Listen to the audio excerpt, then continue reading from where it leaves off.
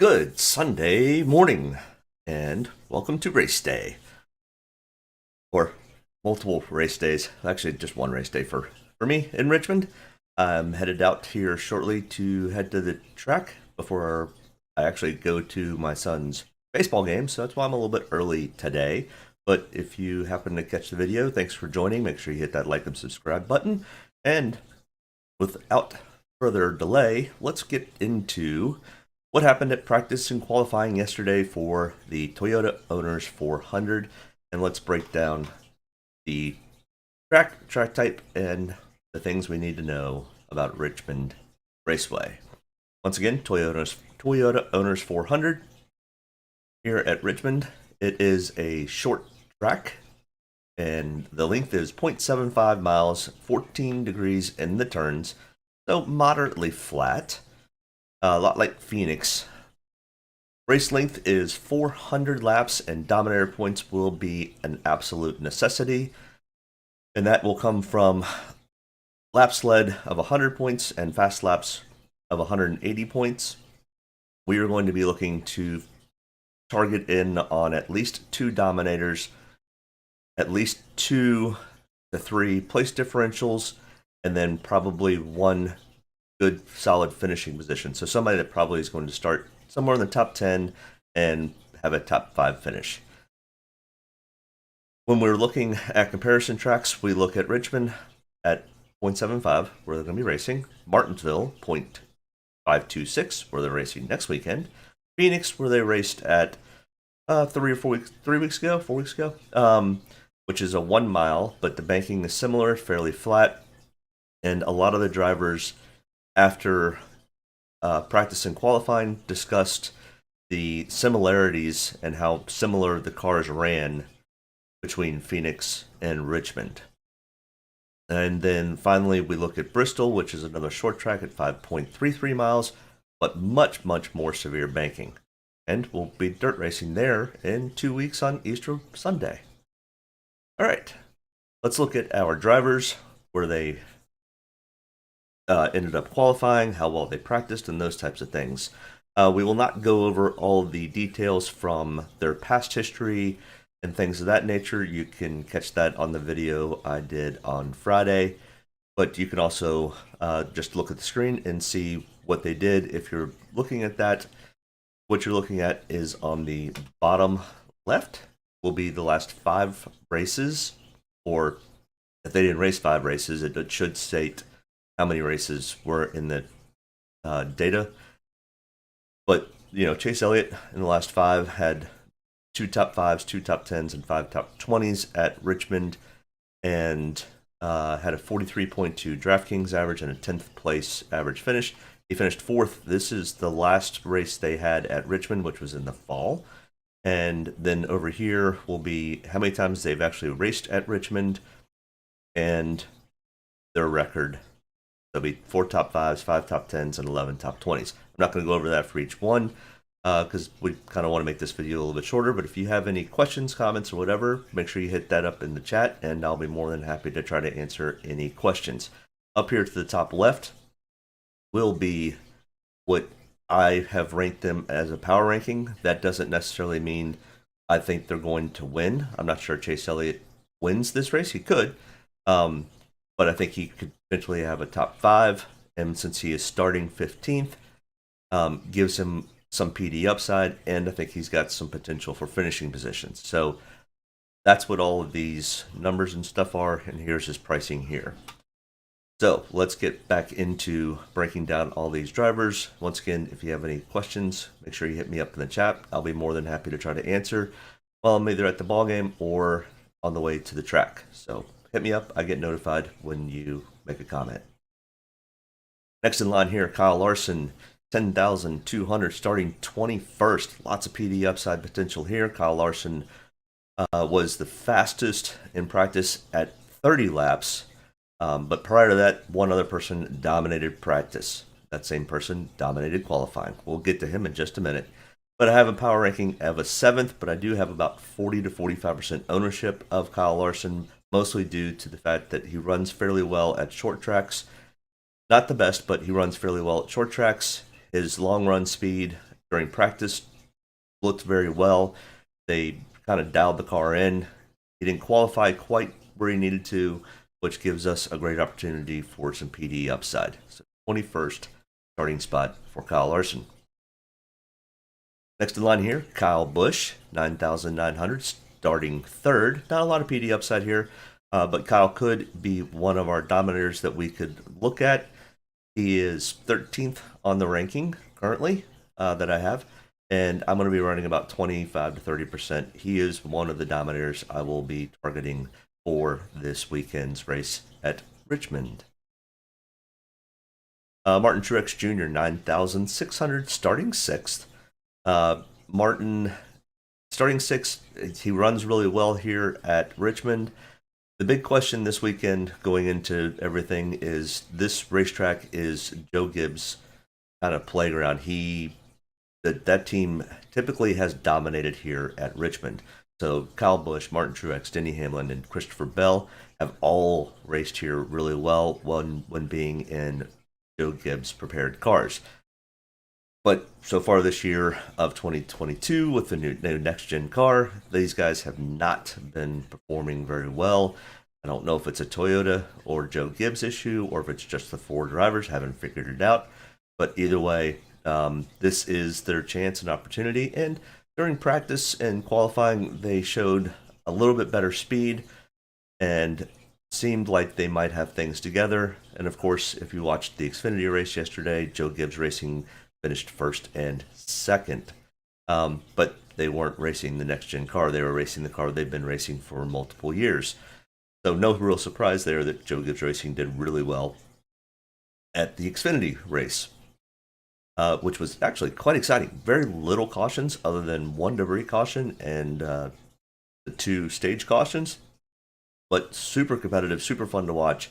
It may have been a little boring on TV because you don't get all the back of the pack action that was happening and watching guys come up through the field that may not have made it all the way to the top 10. But either way, it was a very exciting race, and I'm expecting similar today. I'm probably expecting a few more crashes. But Martin Truex Jr. here is absolutely dominant. He has the best DraftKings average over 5 races. He also has the best average finish over the last 5 races, and he did win this race last fall. So power ranked of 4th. I wouldn't say a lot of PD upside. He's got potentially 5 points on the PD upside, but if he gets those 5 points and wins the race, he will end up making the optimal lineup. But 30 to 35% ownership for Martin Truex Jr. I am going a little bit heavier on Joe Gibbs Racing this weekend with just the hope that maybe they've got their stuff together, but they've got a lot of stiff competition out there. Ryan Blaney, 9,400, and your fastest in 1 lap. Actually, Erik Jones was the fastest in 1 lap, but Ryan Blaney was fastest at 5 laps, 10 laps, 15 laps, 20 laps, 25 laps. And then finally, Kyle Larson took the fastest at 30 laps. But either way, Ryan Blaney super fast during practice. When he qualified, and they do this new group qualifying, he took 1 lap instead of the 2 because he made it into the round of 10. And then when he went out for the round of 10, we found out that tire drop off was something to be aware of. It was about a 1 second fall off for these guys. So Ryan Blaney had saved his tires by 1 lap, which was enough for him to grab the pole. Typically, I am not big on people who start first because typically all you have is PD downside. But Ryan Blaney ran really well at Phoenix, and I expect the same for him today. He's been having quietly a pretty good season, hasn't won any races yet, but has led, I think, more laps than anybody else, other than maybe Ross. But either way, Ryan Blaney is having a really solid year so far. I expect Ryan Blaney to be one of the dominators and one of the highest place differentials. Or not place differentials, but place finishings. So number 2 on the chart. So I've got about 25 to 30% ownership of Ryan Blaney, even though he is starting from pole.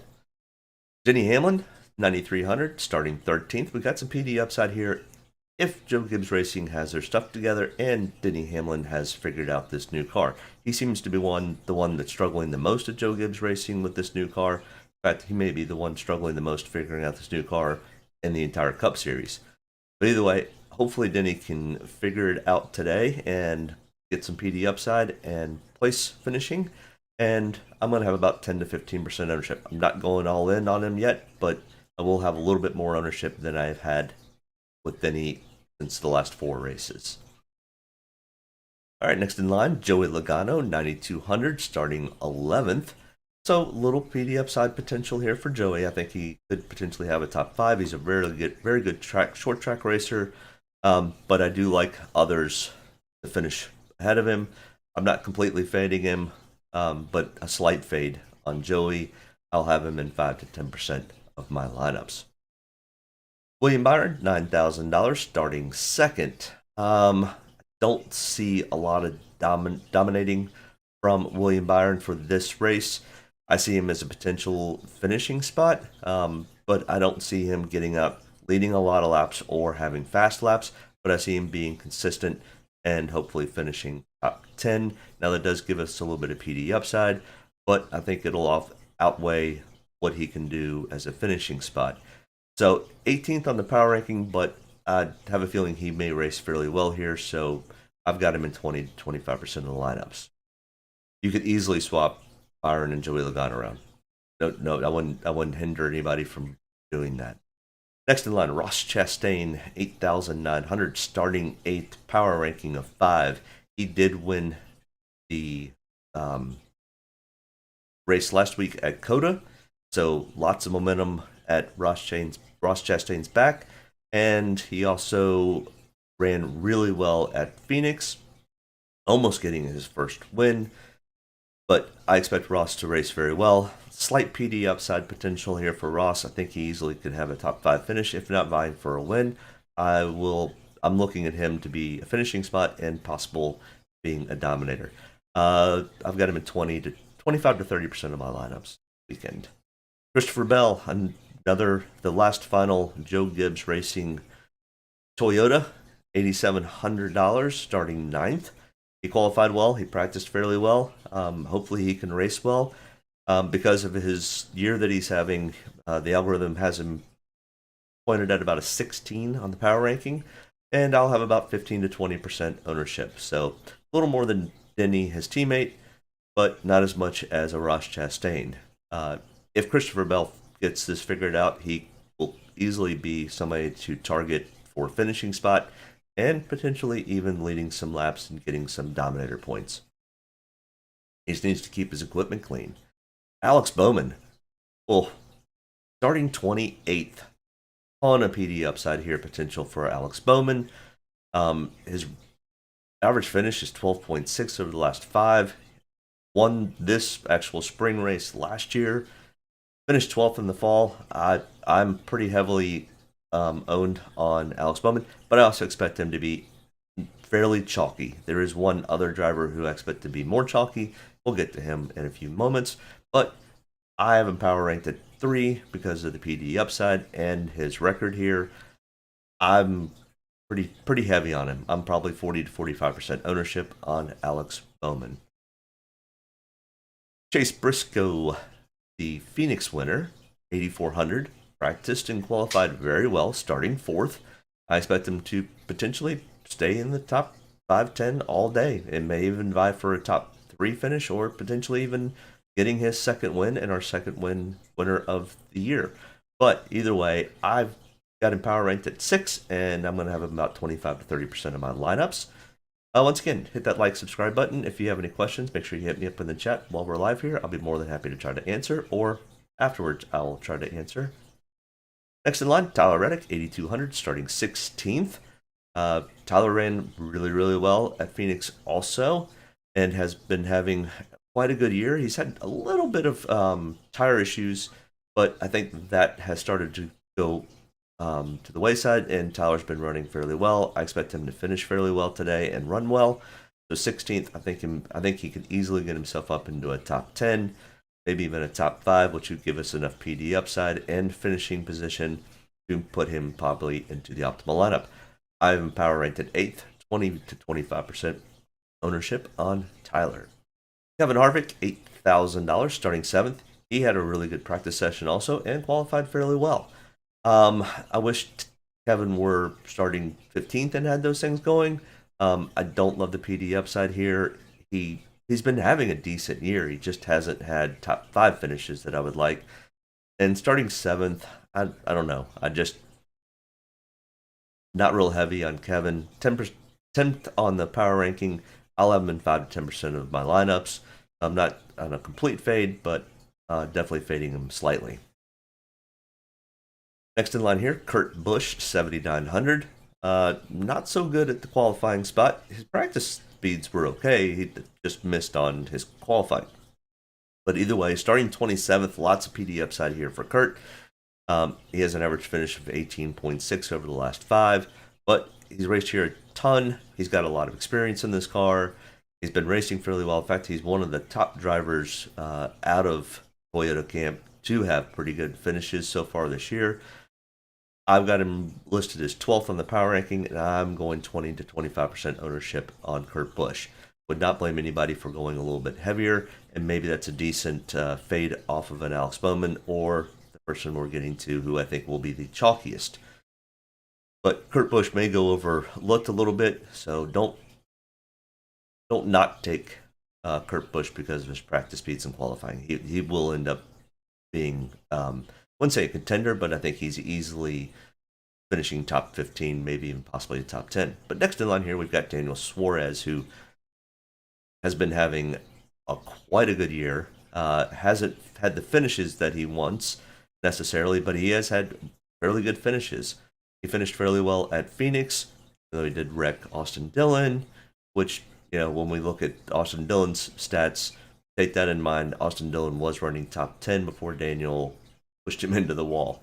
But 7,800 for Daniel Suarez. He was probably absolutely the fastest car early last week, and he's had a fast car every week so far going in. So I expect Daniel Suarez to kick that bad luck to the curb and have himself a good finish here.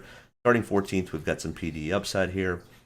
I've got him in 10 to 15% of my lineups, but I would not be surprised if I have him a little under I should. But either way, 19th on the power ranking. I think Daniel's due for a good finish today. Erik Amarola, 7,700, starting 10th. This is the style racetrack that Erik really does race well at. He raced really well at Phoenix when they were there. And last year, his best tracks were these short, flat track types. So I expect Erik to run well. I just have a gut feeling that he doesn't improve his position much more than 10th, which just really doesn't put him into that optimal lineup range or high cap that I particularly want. I've got him ranked 17th, and I'm only going to have 5 to 10%, but I'm probably underweight on Erik Amarola. Next in line, Erik Jones, super fast during practice. His long run speed was not awesome, but it wasn't bad either. He was in the top 5 of long run speeds, 7,600. He's been having really actually a stellar year, but he just caused accidents at the last bit of the race. I mean, literally last 10 laps, Erik Jones was responsible for at least 2 cautions that I can remember right off the top of my head. But before that happening, he was running top 5, top 10. So if Erik Jones can keep himself clean for this race, he easily could find himself in a top 5 finishing position. And listening to one of his interviews yesterday, he just said, "I'm having fun." And when drivers with this type of car are just going out and having fun, that probably means that he's got a pretty good race car under him and should probably race pretty well. 24th on the power ranking, mostly because of what his stats were last year. That kind of drove that number up. But I'll have Erik in 10 to 15% of my lineups, which is actually fairly heavy for his starting spot. So Erik Jones, starting 5th. Brad Keselowski, 7,400. He needs a good finish here. He needs to get some stage points. He needs to get some playoff points. He needs to do a lot of things. Starting 19th, he had actually a pretty good practice session. Qualified 19th, doesn't show it. but I expect Brad Keselowski, he runs fairly well here with an 8th place average finish over the last 5. Starting 19th, we've got some PD upside here potential. Power ranked at 11th. I'm going to have him 20 to 25% of my lineups. So I think he might be one of the heavier, more owned guys this weekend. Austin Cindric, 7,200, starting 20th. His practice speed was horrendously bad. Hence why this is one of his worst qualifying sessions. But, I mean, even starting 20th with the practice that he showed, had no speed, no drive on, off the corners, down the straights. I would not be surprised if later this morning we see that they did some wholesale changes to this car, which may help improve it, but it also means he would have to start in the back if they did that. I have not seen where anybody is having to go to the rear for unapproved adjustments after qualifying. But those types of things usually don't come out till about noon or 1 o'clock today. So keep an eye over on Twitter and follow Bob Pockris.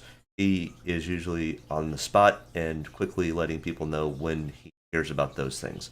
So give old Bob a follow, and we'll let you know when things like that happen.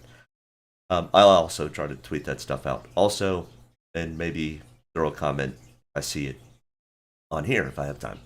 Either way, Austin Cindric, I've got him 27th on the power ranking. I have him in 1 or 2 lineups, but I think I'm fading him. He does have some PD upside potential.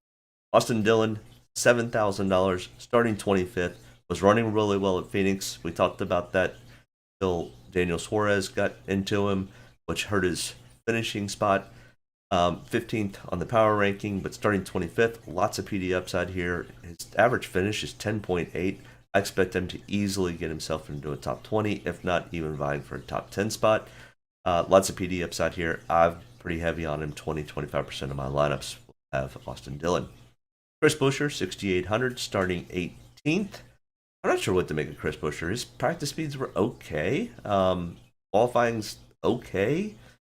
I kind of think he might get himself in 15th to 13th, somewhere in there. Not sure he goes out and vies for a win here. This isn't his favorite style track. So I'm only going to have 5-10% ownership on him, and 33rd on the power ranking.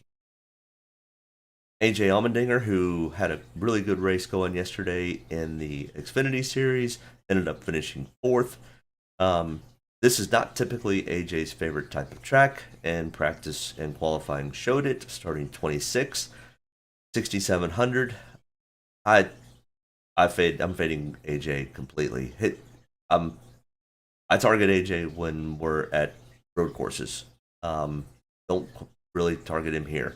I wish College Racing had put Noah Gragson in this car instead of AJ. I think it would have finished better. But I mean, AJ's a good racer. 26th, there is some PD upside potential here.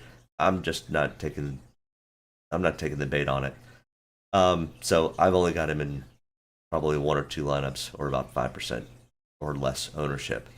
Same thing here with Michael McDowell, 6,600. Just doesn't run well at this style track. He's a super speedway racer. Or maybe even a little bit of a road course racer, but does not usually typically perform well on our short tracks. Starting 24th, 27.6 average, 30th on the power ranking. I've got him in 1 or 2 lineups, 0 to 5% ownership. Ricky Stenhouse Jr. does run actually decently well at short tracks, but starting 32nd, ton of PD upside here potential for Ricky Stenhouse Jr. Even if he can just keep himself on the lead lap, that'll put him in at least the top 20. So I mean, that's 12 spots. Place differential 6,500. That's pretty good value. I'll take it. 22nd on the power ranking. I got him at 15 to 20% of my lineups. Justin Haley failed inspection 3 times. Failed 3 times. They kick your crew chief out. They kick one of your team members out. They make you start from the rear. They don't let you qualify. You did have decent practice speeds. They do let you practice because that's more of a safety thing to make sure everything in your car is set and ready. But they won't let you qualify. So you got to start 36th, almost shotgun on the field. Greg Biffle's got to do the same thing. and then go and have a drive-through penalty. So literally, they take the green flag. He comes around once, has to go drive through pit road at 40 miles an hour while everybody else is running 120. You're definitely going to go a lap down, but no word on competition caution yet. I expect them to have a competition caution probably around lap 30, 35. And if Justin Haley can just kind of keep himself on that lead lap, I don't expect anybody else to be a lap down other than maybe Greg Biffle, but I think Justin Haley will be faster than Greg Biffle, who has the same issues as Justin Haley and has to start from the rear and has a drive-through. So I think Justin Haley will get his lap back before the end of stage one, or at the end of stage one if they don't have the competition caution, and then I think he works his way through the field. Do I think Justin Haley is a top 10 driver? I mean, potentially. I think he's more of a top 20, but that's 16 points place differential. It's 30 at 6,300. Your two value guys we just talked about, Justin Haley and Ricky Stenhouse Jr. But I also expect Justin to be absolute chalky. I think he'll be owned 60% of the lineups in DraftKings. Cole Custer, 6,100, starting 12th. Cole, you just outkicked your coverage. I mean, he's racing well and he's doing well so far in this next gen car.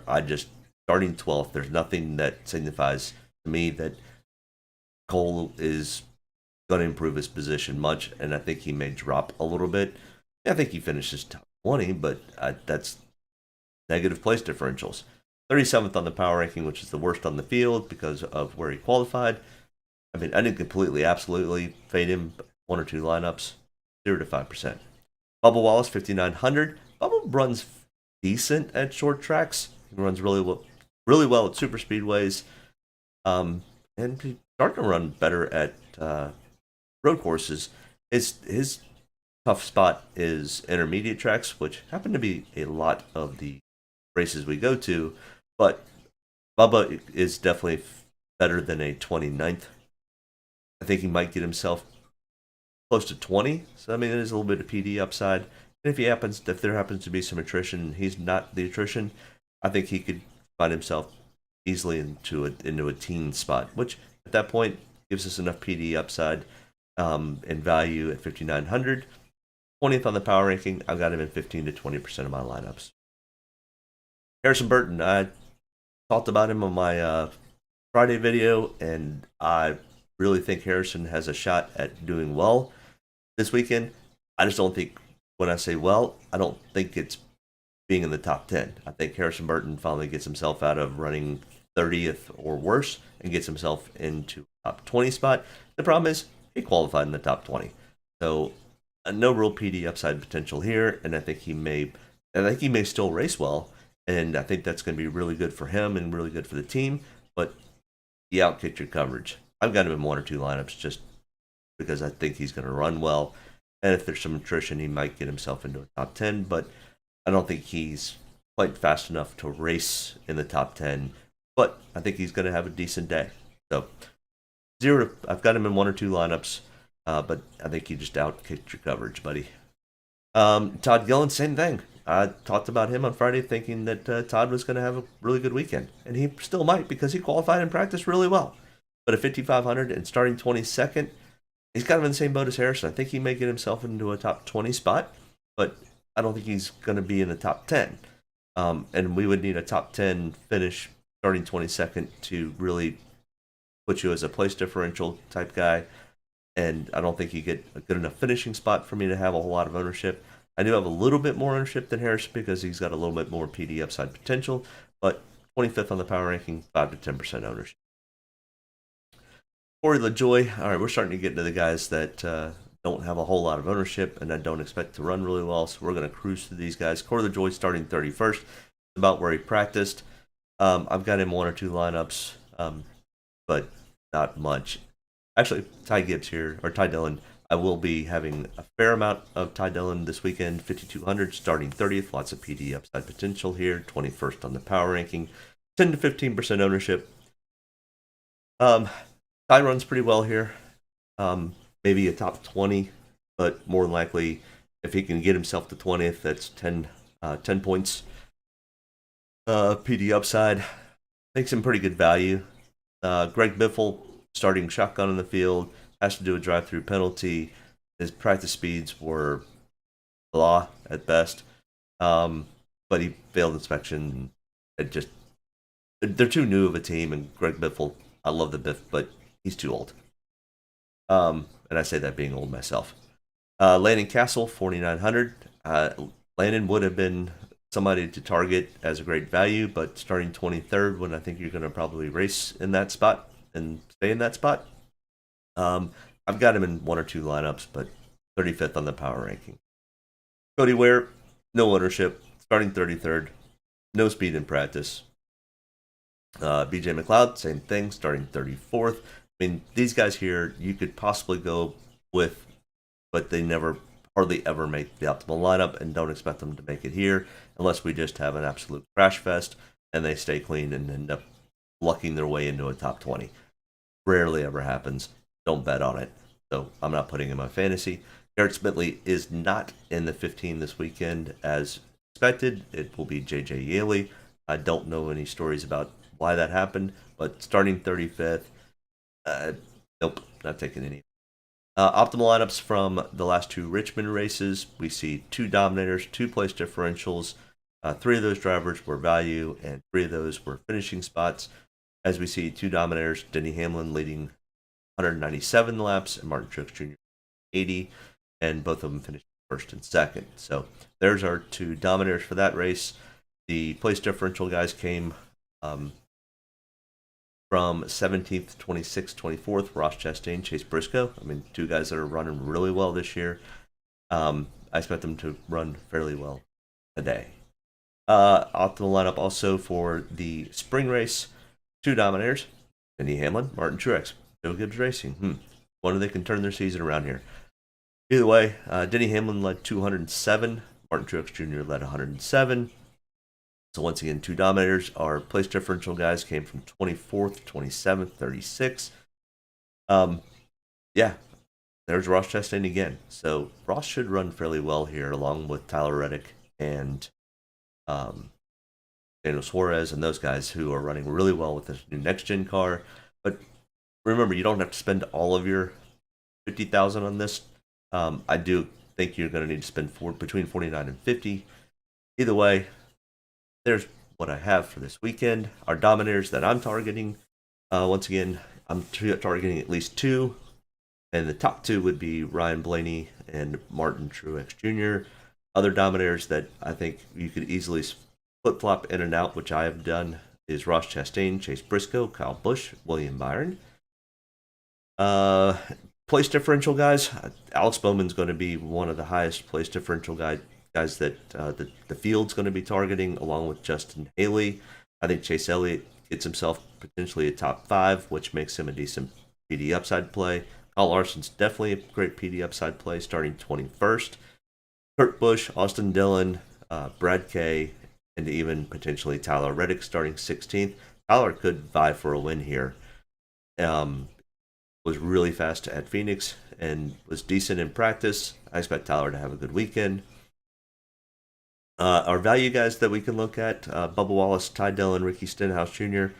are all good potential guys to look at for value, and I think Harrison Burton and David Gilliland would also be two values that we could target that I don't think hurt your lineup too bad and could potentially give you some decent PD upside plays.